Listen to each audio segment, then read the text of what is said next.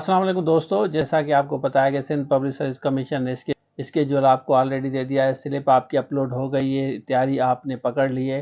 अब काफ़ी बच्चे ये परेशान है कि नंबर ऑफ़ सीट्स तो बहुत कम है, मतलब 2000 से 2200 से भी ज़्यादा हैं, लेकिन फिर भी उनको कम लग रही हैं।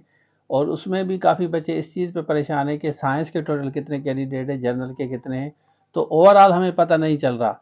इस वीडियो में मैं आपके साथ ये डिस्कस करूंगा कि आप लोग जितने भी कैंडिडेट्स हैं वो कमेंट सेक्शन में आप बताएं कि आपकी साइंस कैटेगरी है या आपकी जनरल कैटेगरी है। इससे थोड़ा बहुत हमें पता चल सके कि साइंस में कंपटीशन ज़्यादा है या जनरल कैटेगरी में कंपटीशन ज़्यादा है।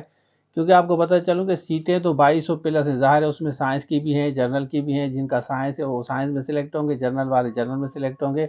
और तैयारी का भी बताएं कि आपकी तैयारी कैसे है, कि कितनी तैयारी आपकी हो गई है। कमेंट्स में आप ज़रूर लिखें। कमेंट्स में सिंपली आप ये लिखें कि आपकी साइंस है या आपकी जनरल है, और आपका सेंटर कौन सा है वो भी आप ज़रूर मेंशन करें, किस सेंटर पे आप पार्टिसिपेट कर रहे हैं, जैसे दूसरे कैंडिडेट्स को पता चल सके कि साइंस में कंपटीशन ज़्यादा है या जनरल कैटेगरी में ज़्यादा है। और ये दोनों का कोर्स हम दे रहे हैं, लेक्चर्स और नोट्स एमसीक्यूज़ हम आपको प्रोवाइड कर रहे हैं।